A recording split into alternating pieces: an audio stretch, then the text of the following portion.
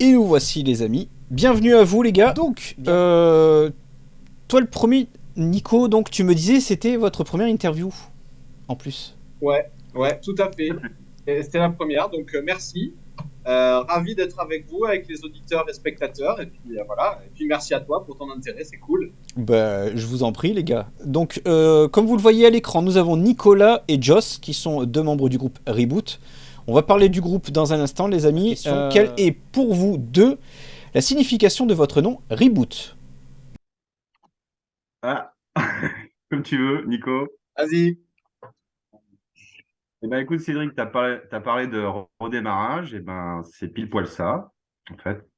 C'est le redémarrage, le renouveau, l'envie de reprendre, en fait, des choses à zéro.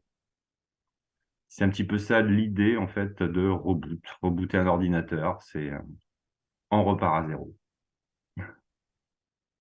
Nico, tu veux compléter? Non, c'est ça. Alors après, il y a plein de sens derrière. Bon, moi, il y a un sens perso qui, a très longtemps, j'ai été malade, j'ai eu une grosse saloperie, donc j'ai arrêté la musique. Et puis un jour, j'ai plus été malade, donc j'ai pu redémarrer. Donc c'est un peu, tu vois, c'est un peu prophétique, entre guillemets.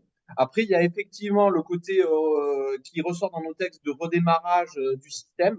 Donc, il y a plein de trucs. Alors, on n'est pas, tu vois, on n'est pas pro-révolution ni rien, mais il y a quand même des choses qu'on voit dans la société qui, bon, pour en parler, mais qui font plus que nous surprendre. Donc, ça nous parle, donc on essaie d'en parler dans les textes. Euh, voilà, donc c'est ça et puis tu parlais de la vallée, bah ouais, la vallée elle a un sens comme ça, justement, de redémarrage, donc d'anticipation. Donc c'est exactement ça. Question là. Depuis quand existe le groupe sous sa formation, on va dire, actuelle? Et si vous voulez nous donner tout simplement la composition, style le batteur, qui c'est, etc. Je vous laisse nous vous faire découvrir le groupe. Et Raph, c'est parti, fait Joss. Ok. Eh ben, écoute, le groupe, il existe. Alors, bon, Nico, il a composé tout ça il y a maintenant quelques années, je crois en 2017, si je me trompe pas. Ouais, j'ai commencé en 2017, mais Commencé j'ai en fini en 2017. 2020, quoi. Tu vois, Et puis, après tout un tas de réflexions, bon, bah, il a choisi de monter ce groupe-là. Je l'ai rejoint, en fait, en juillet 2019 avec Yanis, en fait, qui est notre batteur. Et puis, en tout début 2020, on a rencontré, en fait, Kouros, qui est le chanteur, quoi. alors tout est vrai, mais il faut rajouter un an. C'est-à-dire c'est 2018. Voilà, ensuite Ah, on s'est pardon, rencontrés en juillet 2020. Et puis c'est ça. ensuite, on a rencontré Kouros et le batteur en mars 2021. Voilà, et là, on est en 2022. Ah, parce qu'on est en 2022, merde. Bon, ok. Voilà, c'est Je ça. vais juste reprendre votre bio, parce que j'ai bien bossé quand même mes questions avec vous les gars, même si je ne savais pas du tout que ça allait être votre première interview. Oui. Je cite, il faut sortir de l'observation passive, voire complaisante. Et c'est extrait encore un extrait d'ailleurs de l'album, ou de l'EP, Un monde à reconquérir. Et d'ailleurs, le titre également éponyme, soit dit en Ouais. passant. D'où ma question, les amis. Quel est le message que vous souhaitiez véhiculer dans votre musique, au sens large du terme, j'entends? Alors, tu sais, Cédric, il y a pas en fait qu'un seul message. Reboot, alors effectivement, oui, c'est l'envie de reprendre des choses à zéro, mais c'est aussi des séquences, des tranches de vie de Monsieur Tout-le-Monde. C'est aussi ça. Les sujets, en fait, sont assez vastes pour un monde à reconquérir. Et effectivement, c'est plus l'idée d'arrêter de vivre, en fait, comme des robots, et d'essayer de reconstruire un petit peu le monde de demain, quoi. Mm. Nico? Ouais, non, c'est bien dit. C'est bien dit. On pourrait croire que tu fais partie du groupe, mais c'est C'est bien, en vrai, fait. C'est hein? ça. On pourrait presque croire que j'ai écrit les paroles, Tu as écrit les paroles. ou que je Euh, suis peut-être en train d'en écrire. non, mais ouais, non, il y a plein de messages. C'est ça. En fait, c'est des sujets à l'instant T qui nous parlent. Donc, dans les sujets, bah ouais, le bon ovaire, tu parlais du Covid, c'est un peu ça. Bref, on en parlera peut-être après. La vallée, c'est des sujets autour du digital, la Silicon Valley, son effet délétère, un peu, le fait qu'on soit des robots. Un monde à reconquérir, pour schématiser, hein. Greta Thunberg, l'écologie. Qu'est-ce qu'on fait? Confinement. On dit super confinement, on a réduit les émissions de CO2. C'est super. En fait, tout a été produit en Chine. On a tout fait transporter par conteneur. Et donc, en fait, dans des pays encore plus sales en termes de CO2, donc sous prétexte qu'on a réduit, ben, en fait, on a encore plus augmenté notre empreinte carbone. Bon, tu vois, que des trucs. Bon. Mais dans un autre registre, aujourd'hui, depuis lundi, là, on parle beaucoup du mouvement de libération des femmes en Iran. Tu vois? Ben, en fait, ça, moi, je me suis dit, il faudrait qu'on en fasse un morceau. Tu vois? Alors, pas, on va pas dire, ah, les méchants Iraniens, tout ça. Non, bien sûr, c'est pas ça le sujet. Mais voilà, moi, ces quatre femmes qui décident d'enlever le voile et puis, en fait, il y a les gardiens de la Révolution et elles décident à un moment de dire, je pars en France, je demande l'asile parce que sinon je vais me faire trucider. Voilà. Ça, c'est, tu vois, excuse-moi l'expression, c'est hyper couillu de leur part. Tu vois? Et c'est vraiment des actes forts. Donc, moi, quand je vois ça, depuis ma maison, ça me touche. Voilà. Donc, c'est un peu ça, en fait, Reboot. Voilà, c'est un peu citoyen du monde, qu'est-ce qu'on voit, qu'est-ce qui nous choque, de quoi on a envie de parler. Voilà. Sans forcément prendre position, en fait, pour les uns, pour les autres. C'est une observation, un tenté, notre observation. On n'a pas du tout la prétention, en fait, de dire une vérité ou non. C'est une observation. Ça, et c'est la posture de l'artiste, hein, entre guillemets. L'artiste, souvent, il est là pour parler de quelque chose qui le touche. Alors, ça peut être la beauté des pâquerettes, la beauté du ciel bleu, du lever de soleil, ou ça peut être, voilà, le Covid, le confinement, les femmes en Iran, les conditions des femmes en Iran. Voilà. Et bon, c'est ça. Donc, c'est en parler. À minima, en parler, c'est d'éveiller les consciences, entre guillemets, bien modestement. Voilà. Je peux tout dire. Quelle importance a-t-il le regard des autres sur votre art musical? Sur la construction, pourquoi pas musicale, sur le regard des autres sur votre art. Tu sais, la musique, en fait, bon, la musique qu'on fait, ça sort de nos tripes. Alors bon, c'est toujours difficile des fois de subir des critiques négatives, même si évidemment, en fait, la musique est toujours critiquable. On n'aime pas, ça, c'est complètement subjectif, quoi. Mais bon, j'ai envie de dire, pour reprendre, comment ça s'appelle, une phrase en fait d'un certain Léon, quoi, c'est peu importe qu'on parle de moi, en bien ou en mal, l'important c'est qu'on parle de moi.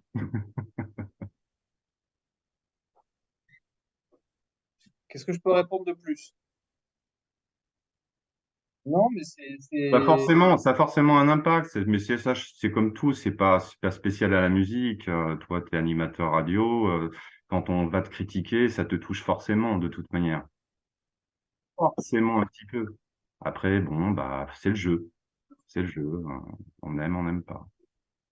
que tu as kiffé, c'est exactement ça. C'est-à-dire que la vallée, c'est sous-entendu la Silicon Valley.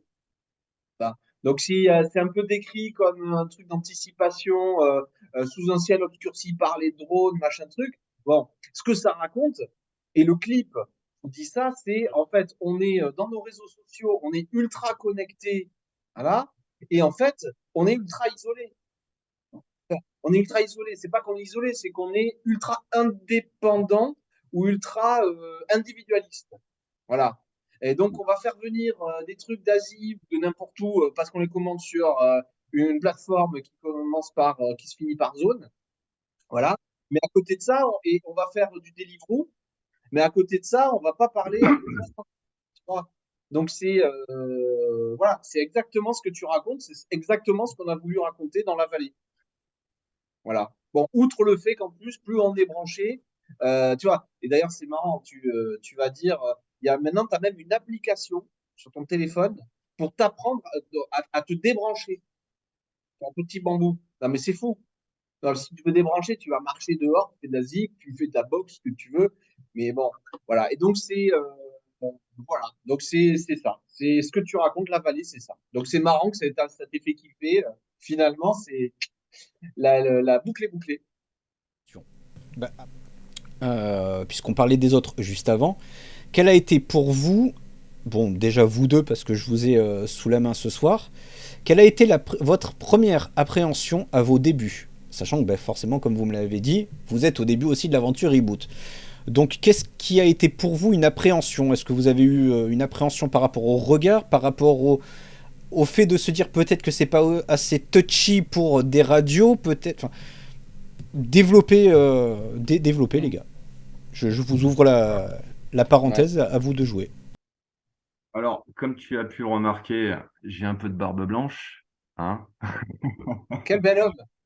Donc, on est un groupe de vieux, On est un jeune groupe de vieux. de vieux émergents. Donc, bon, un groupe de vieux, bon, moi j'ai 48 ans, hein. Après, je fais de la musique parce que j'aime ça. Je fais de la musique parce que j'ai envie, en fait, de monter sur scène. Je fais de la musique parce que j'ai envie de partager des choses, en fait, avec un public. Mais une appréhension, bon, oui, un peu l'âge, parce qu'effectivement, on n'a plus 20 ans. Après, on a tout à gagner, on n'a rien à perdre, en fait, quoi. Donc, Mm. pas vraiment, enfin, pour moi, en tout cas, pas vraiment d'appréhension, mis à part l'âge, ou qu'on puisse se dire, ah, il est dépassé, à 50 ans, c'est vieux. Bon, écoute. Fait de trouver, parce qu'en fait, c'est une aventure humaine. Tu vois, un groupe, c'est une aventure humaine. Enfin, tu vois, on n'est pas soutenu par une major, on n'a pas 200 000 balles de budget promo, il n'y a pas un business plan derrière. On n'est pas dans cette logique-là. Donc, voilà. Euh, Moi, ce qui m'anime et ce qui nous anime, c'est d'aller trouver du live, d'aller faire du live, de faire ce qu'on pense être de la bonne musique, mais ça, c'est les gens qui décident. Mais c'est tout ça, c'est l'aventure humaine. Donc, en fait, moi, ma seule appréhension, c'était de rencontrer, de rencontrer au fur et à mesure du chemin les bonnes personnes pour avancer. Voilà. Le bon groupe, voilà. Et je vais te raconter une histoire, mais franchement, mais celle-là, elle m'a tellement marqué. Donc, on s'est rencontré avec Joss, on a rencontré le batteur et tout ça, puis voilà. Et à un moment, bon, on avait les morceaux qui étaient prêts, et puis il fallait les enregistrer. On avait les textes et tout, on n'avait pas le chanteur. Bon, et puis à un moment, on a commencé à auditionner des gars et tout ça. Bon, alors bref, voilà, ça ne faisait pas. Et puis, Joss, il arrêtait pas de dire, tu verras, un jour, on aura un mec ou une nana d'ailleurs, et on avait auditionné des nanas, euh, des chanteuses, pardon, mesdames, et il nous disait, tu verras, le jour, il y en aura un qui va nous envoyer un truc et on saura que c'est lui. Voilà. Et pam, un jour, clac, mais ça s'est passé exactement comme ça, Kouros, Pascal de son prénom, il nous a fait la démo, on était là, oh, c'était ouf. Voilà. Et ben en fait, c'était ça. L'appréhension, c'est ça, c'est de rencontrer, de faire le bout de chemin avec des gens sympas, avec qui on s'entend bien, et des gens qui t'ouvrent un peu les portes, avec qui tu fais un bout de chemin. Voilà. Et de pas, et donc l'appréhension, c'est de pas rencontrer ça et de pas, et que ça s'arrête parce que t'as pas les bonnes connexions, les bonnes vibes avec les bonnes personnes. Voilà, c'est ça. Donc, la question, c'est quelle est votre actualité du moment? Est-ce qu'il y a donc le single, on est d'accord, le clip, on est d'accord, un EP à venir, une peut-être, je vous le souhaite, une future tournée? Je ne sais pas. Dites-moi ce qui vous est possible de me dire aujourd'hui et ce soir en live sur notre chaîne. Nico? Gros Allez, blanc, vas-y. gros blanc. Vas-y, mec. Tu parles bien, vas-y. Allez. Non, mais alors on a sorti l'EP le 28 octobre. On l'a sorti sur les plateformes. Donc on a eu quelques playlists Spotify et Deezer, donc on a un peu de stream et ça c'est cool. Sur cette EP, il y a 4 titres, dont Le Vent Auvert et La Vallée dont on a parlé, hein, au moment de promo. Voilà, et donc du coup, on a le titre phare, ou en tout cas qu'on pense être fort, c'était Le Vent Auvert, donc on a sorti lundi avec le clip. Voilà, et puis on commence à organiser quelques dates. Voilà. Raph, Joss, tu veux en parler? Oui, non, mais il y a quelques petits concerts qui vont se programmer, qui sont en programmation de début 2023. On va pas trop en dire pour le moment, parce il y a encore rien de sûr, mais oui, tout ça, en fait, ça sera dans la newsletter, sur le Facebook, en fait. Et puis, il y aura toujours une occasion pour te dire exactement, en fait, notre actualité, Cédric. Et d'ailleurs, on peut- La huitième question, elle est sur le côté inspiration. Quel a été pour vous l'artiste ou le groupe qui vous a le plus inspiré? Hmm. Du coup, on Hmm. répond au premier ou on parle individuellement parce qu'on vient pas tous, en fait, du même monde, j'ai envie de dire. Moi, c'est très hétéroclite, tu vois. Par exemple, en français, j'ai été beaucoup inspiré par tout ce qui est en fait Mathieu Chédid, Brassens, Gainsbourg, Balavoine, FFF, Noir Désir. Ça a été un petit peu mes groupes phares, on va dire français, Hmm. personnages en phare. Sinon après, Hendrix, Groundation, The Doors, Muse, The Queen, Audioslave, Soundgarden, tous ces groupes-là en fait ont énormément compté en fait à la composition en fait des musiques. Pour ma part, hein. Après, pour Nico, je lui laisse en Alors, fait. c'est marrant parce que Joss, il te dit toujours qu'il vient du reggae. Donc, tu te dis, qu'est-ce qu'il fait dans Reboot? J'en ai fait beaucoup, c'est pour ça. Voilà. Mais en Et fait, j'ai parlé que d'un seul groupe de reggae qui n'est pas réellement un groupe de reggae d'ailleurs. Groundation, Foundation. c'est. Voilà. Et que j'ai vu d'ailleurs une fois en concert, j'avais pris une baffe de première. Ah oui. Ouais, Foundation, c'est ouf. Et ce qui est marrant, c'est qu'il te dit qu'il vient du reggae, mais en fait, tous les groupes qu'il cite, bon, c'est des groupes de rock. Et il y en a plein dans lesquels moi je me reconnais. Alors que je suis censé être le métalleux de la bande, mais je suis pas vraiment métalleux. Bon.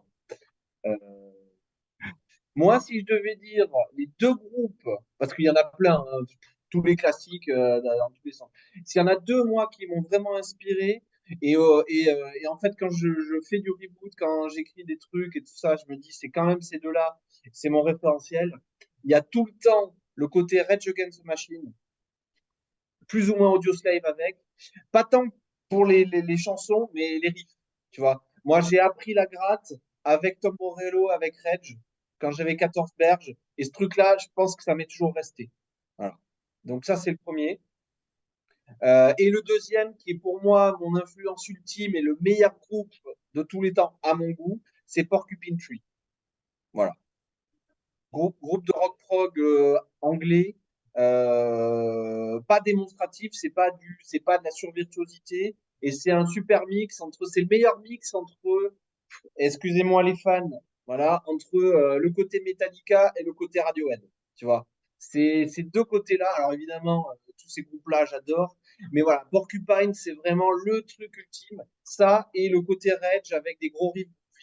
Voilà, moi, avec ça, t'as mon panthéon. L'avant-dernière question, si vous aviez un pouvoir, messieurs, quel qu'il soit, ce serait lequel?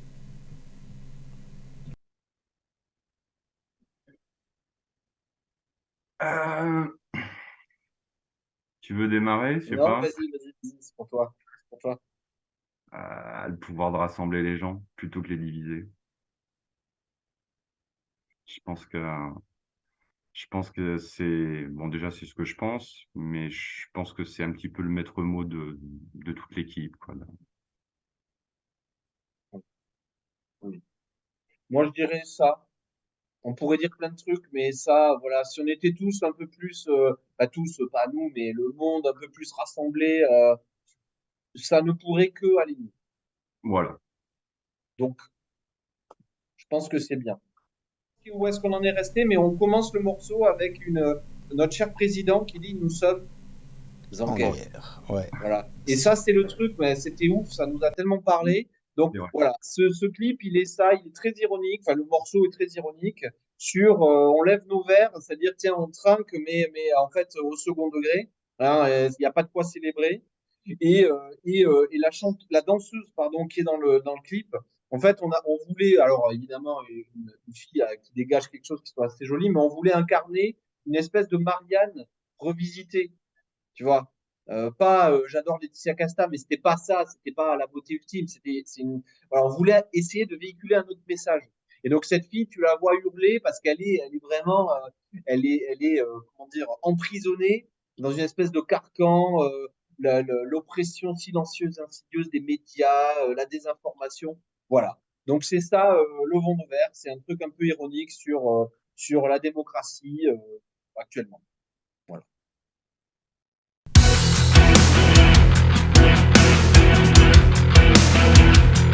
La reprise est dans l'air, c'est ce que disent les experts. Ta confiance est nécessaire. Détends-toi, tout va bien.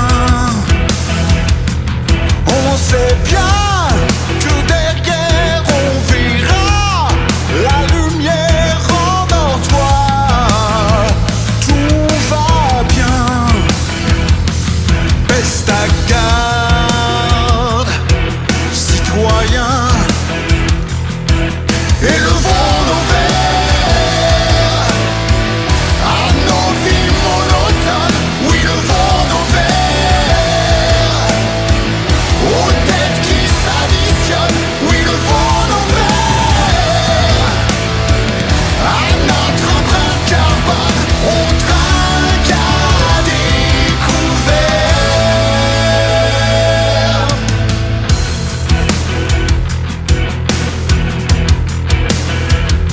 Si tu prêches la colère, le retour en arrière, mets-toi à la page, tout s'accélère. Rendors-toi, tout va bien. Baisse ta garde, citoyen, et le